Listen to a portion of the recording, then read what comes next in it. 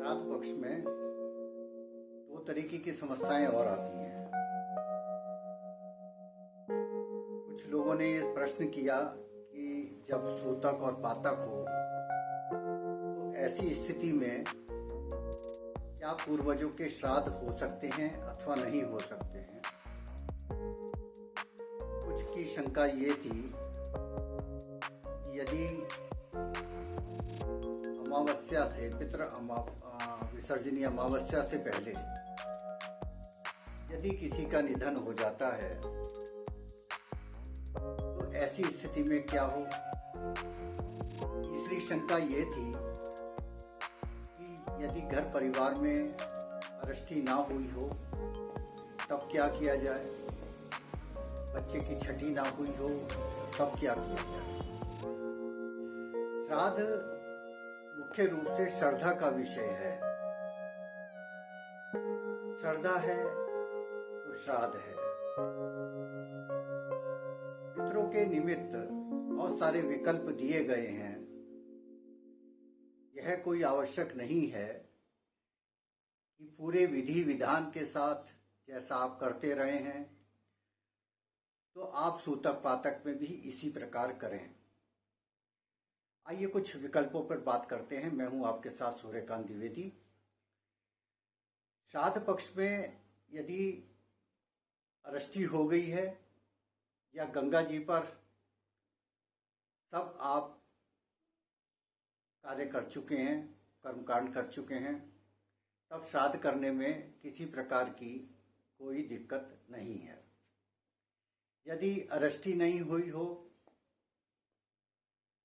तो घर में कढ़ाई नहीं चढ़ेगी,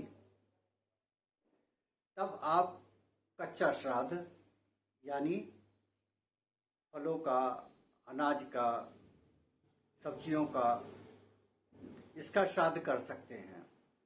इसका दान कर सकते हैं। किसी भी एक पत्तल पर फल रखिए, सब्जियां रखिए, कुछ अनाज रखिए और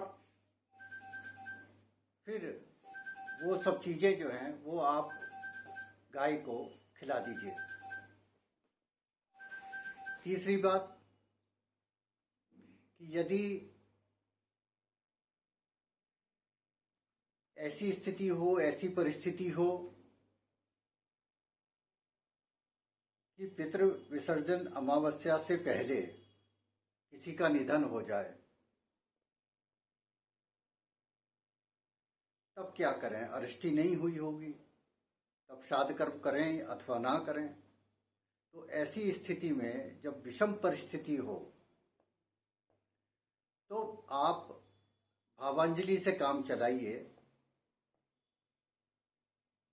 यानी भावों की अंजलि। सही शब्द श्रद्धांजलि, श्रद्धा प्लस अंजलि। आप कुछ मत कीजिए, भगवान सूर्य नारायण के सामने खड़े हो जाइए, दोनों हाथ अपने आसमान की तरफ उठाइए और अपने पितरों का, समस्त पितरों का ध्यान कीजिए और ओम पितृ देवताभ्यो नमः, मातृ देवताभ्यो नमः या तस्मै सुधा नमः, इस मंत्र का आप जाप करते हुए अपने पितरों को भावांजलि दीजिए। दक्षिण दिशा की तरफ मुंह कर लीजिए, अंगूठा पृथ्वी की तरफ लगाइए और उसके बाद अपने पितरों का ध्यान करते हुए उन्हें नमस्कार कीजिए, उनसे निवेदन कीजिए, उनसे प्रार्थना कीजिए कि हमारे घर परिवार में सुख शांति, सुख समृद्धि बनी रहे। ये बात। अब एक और विकल्प की बात करते हैं। ये तो आपकी बात हुई। श्राद्ध या पितृकर्म के लिए हम कहीं से भी कोई प्रतिबंध किसी प्रकार का नहीं है। दामाद अपने ससुर का श्राद्ध तर्पण कर सकता है, भतीजा कर सकता है, भांजा कर सकता है, देवता कर सकता है, पोता कर सकता है। जब ऐसी स्थिति हो कि घर में कोई पुरुष सदस्य ना हो तो स्त्री भी श्राद्ध कर्म कर सकती है। तो इतने सारे विकल्प हैं और उन विकल्प के आधार पर हम ये कह सकते हैं कि सूतक पातक में भी श्राद्ध कर्म किया जा सकता है। बस यही तो एक प्रतिबंध होगा कि घर में कढ़ाई नहीं चढ़ेगी, पूरी कचौड़ी हलवा या खीर नहीं बनेगी।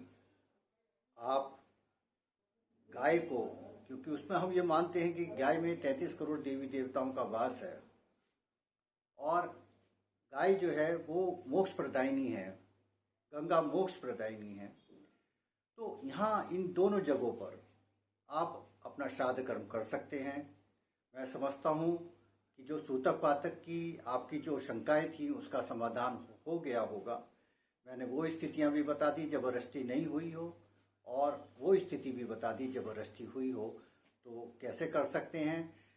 पितृ विसर्जन अमावस्या 25 तारीख की है, तो आपके घर परिवार में जो भी परिस्थिति हो आप उसके मुताबिक कच्चा श्राद्ध कर सकते हैं अथवा भावांजलि और श्रद्धांजलि से अपने पितरों का स्मरण कर सकते हैं।